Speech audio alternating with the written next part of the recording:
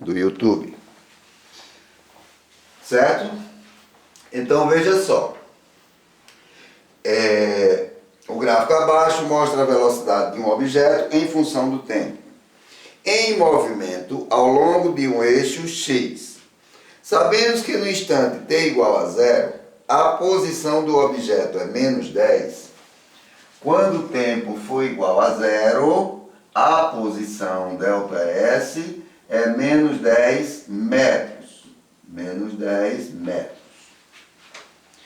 Determine a equação xt para a posição do objeto em função do tempo.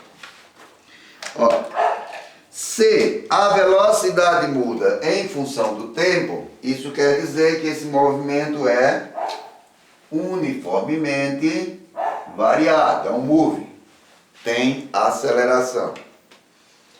Ok? Então vamos lá. Como ele quer a equação do tempo, a equação do espaço em função do tempo, nós vamos usar essa equação. S é igual a SO mais VOT mais AT2 sobre 2.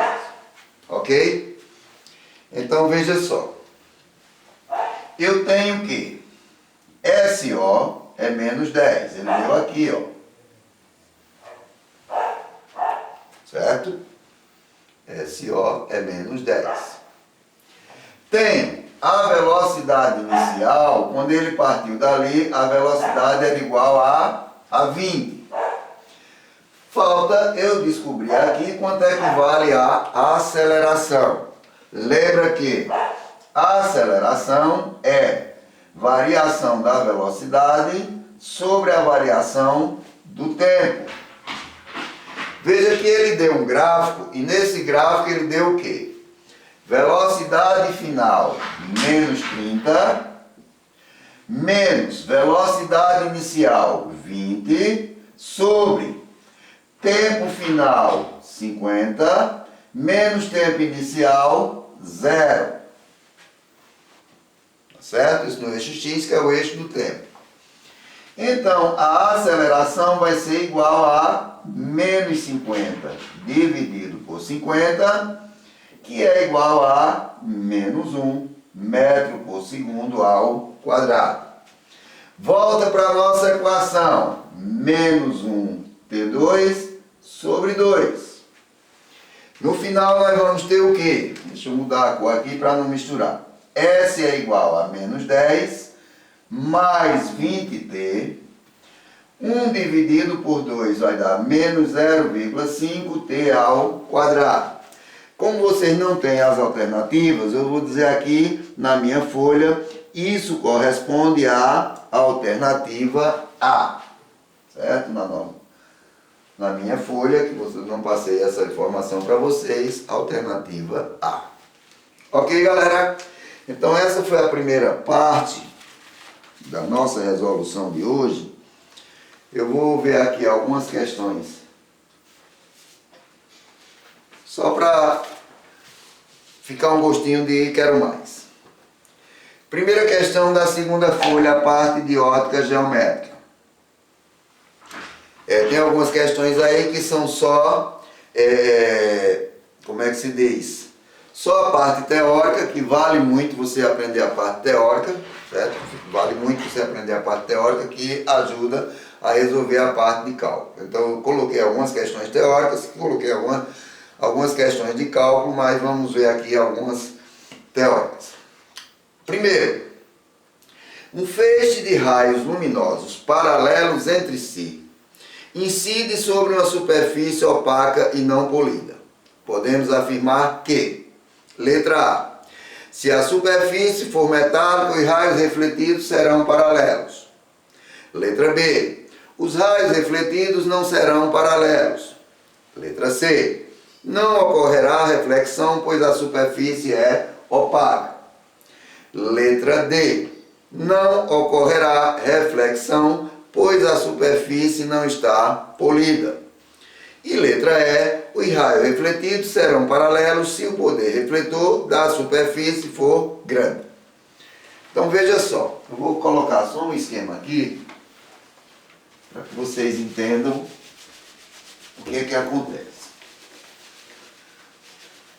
Porque a gente consegue ver um objeto. A gente consegue ver um objeto porque a luz, ela se reflete. Existe a reflexão. Mas existe ao mesmo tempo, olha, lembra aqui, ao mesmo tempo, a refração. Nós temos isso, ó. Reflexão, quando o raio bate e volta. Reflexão. Nós temos a refração, quando ele bate e passa. Aqui é como se você colocasse uma colher, um exemplo bem comum, uma colher dentro do copo, com água. Dá a impressão que a colher está amassada. Então, essa é a refração. E existe o outro caso em que o raio, ele bate e fica, que é chamado de absorção. Certo? Em todos os casos, não vou resolver todas as questões, não vai dar tempo, mas em todos os casos vai existir reflexão, refração e absorção. Certo? Por quê? Tem uma questão aqui, deixa eu ver aqui, questão 7. Numa região desértica sobre sol intenso, deve-se utilizar roupas claras, escuras, diferente da cor, pois o calor atravessa tanto as cores claras quanto as escuras, ou de cores nem claras e nem escuras. Então, veja só, como existe a absorção, isso quer dizer que os raios de luz que vêm do sol são absorvidos. E, se eu uso uma camisa escura, como essa aqui, ou uma preta, que é pior ainda, vai existir a maior parte de absorção. Isso vai fazer com que você sinta muito calor. Então, numa região deserta com muito sol, o que se aconselha é vestir roupas claras, porque a absorção vai ser menor. Tá certo? Mas volto a dizer, sempre vai existir reflexão, refração e absorção. Voltando à questão 1, ele diz que o feixe de raios luminosos paralelos entre si incide sobre uma superfície opaca e não polida. Se a superfície é opaca, a reflexão, tá certo? Vai existir a reflexão, só que esses raios refletidos, eles não serão paralelos. Se você tem uma superfície opaca ou uma superfície lisa, os raios incidentes e os raios refletidos serão paralelos entre si. Se essa superfície for rugosa, então essa reflexão não vai ser de raios paralelos. Então, resposta correta, letra B, os raios refletidos não serão paralelos. Os raios incidentes podem ser paralelos, mas os raios refletidos não serão paralelos. Ok? A difusão da luz, questão 2. A difusão da luz é um fenômeno devido a, primeiro, letra A, passagem da luz de um meio para outro. Passagem da luz de um meio para outro, nós chamamos meio 1, meio 2, é a refração, não é difusão. Passagem da luz por uma fenda estreita também não tem nada a ver. Reflexão da luz em superfície metálica perfeitamente polida. Letra D. Reflexão da luz em uma superfície irregular. E, letra E, não existe tal fenômeno. Letra E está fora, letra A está fora, letra B está fora. Vamos analisar letra C e letra D. Reflexão da luz em superfície metálica perfeitamente polida. Se a superfície for polida, os raios serão paralelos. Se a superfície não for polida, for rugosa, os raios não serão paralelos. Tá certo? E o nome difusão se dá a isso aqui, ó. Quando os raios incidentes e os raios refletidos não forem paralelos entre si. Aí nós dizemos que a reflexão foi difusa. Então, resposta correta, letra D. Tá certo? Vamos para a questão 3. Resolver a questão 3. Sob a luz solar, a grama é verde por quê? Nós vemos as cores porque existem esses 3 fenômenos. Tá certo? Eu sei que a grama é verde porque vai acontecer o quê? A luz do sol vai bater, ou a luz vai bater na grama, essa luz bate na grama que é verde e reflete para mim a luz verde. Tá certo? Essa camisa aqui é vinho, né? Porque a luz está batendo na minha camisa dessa cor e faz com que seja refletido a cor vinho. Então, o nosso cérebro, o nosso olho vai captar essa cor e vai determinar que cor. Sob a luz solar, a grama é verde por quê? Letra A. Absorve acentuadamente a luz verde do espectro solar. Não. Espectro solar é a mesma coisa do prisma, que a gente chama de prisma solar. Tá certo? Aquela pirâmidezinha que faz com que, um exemplo mais fácil, um arco-íris, né? Como é que acontece o arco-íris? A luz do sol bate nas gotículas d'água e essas gotículas elas vão servir como aquela pirâmide de cores. Então, vai dividir ali naquelas 7 cores. Então, não é só porque recebeu as 7 cores, porque a luz do sol é chamada de luz branca. Certo? Luz de uma frequência só. E quando ela bate em objetos, ela vai dividir-se em 7 outras cores. São mais frequências. Então, neste caso aí, não é que a grama só absorve a luz verde. Então, as outras vão para onde? Ele vai difundir, então se fosse difundir, só absorver a luz verde e difundir as outras, então nesse caso, a gente teria que ver outras cores. Letra B. Difunde acentuadamente o verde do espectro solar. Também não. Letra C. A vista apresenta grande sensibilidade em relação ao verde e ao roxo. Não tem nada a ver. Letra D. Todas as cores do espectro solar são difundidas, exceto o verde. E letra E. O espectro solar é predominante verde. Não. Letra E está fora. Então todas as cores são difundidas, exceto o verde. É isso? Então, neste caso aí, nós temos o quê? Como resposta, deixa eu ver uma coisa aqui, como resposta para a questão de número 3, absorve acentuadamente a luz verde do espectro solar. Não tem nada a ver, foi o que eu disse, essa está errada, né? Difunde acentuadamente o verde do espectro solar. Então ele vai fazer a difusão, né? Difusão já sabe que é isso aqui, né? A reflexão numa superfície não polida. Então, resposta para a questão 3, letra B, difusão acentuada do verde do espectro solar. Eu acho que eu tinha falado que estava errada, mas a resposta é letra B. Questão 4. Dos elementos citados abaixo, assinale o que seria visível numa sala completamente escura. Apagou a luz aqui, o que é que eu posso ver numa sala escura? Letra A, um espelho? Não, você não vê um espelho no escuro. Você só vê um espelho no claro. Letra B, um giz branco? Também não vê. Você não vai ver um giz branco numa sala totalmente escura. Uma lâmpada desligada? Pior ainda. Se ela estiver ligada, você vê. Se não tiver, você não vai ver. Como ela está escura, a lâmpada está desligada, você não vê. Um ferro aquecido ao rubro ou um gato preto? Gato preto, se já é preto no escuro, você não vai ver mesmo. Então, quando se fala um ferro aquecido ao rubro, então esse ferro está tão quente que ele está vermelho. Então, resposta letra D, o ferro aquecido ao rubro. E, vamos mais um aqui. Uma folha P reflete apenas luz verde e uma folha Q absorve luz de todas as cores, exceto o azul.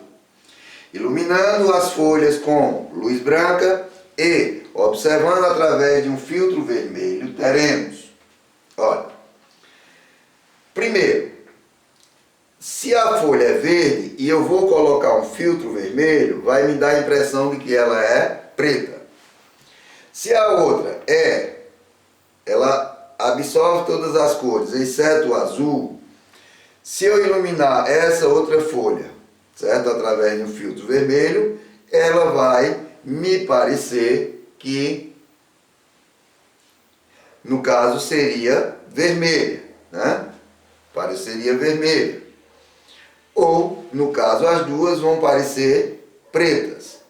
Então eu vou ter como resposta aí, letra E, ambas parecerão pretas.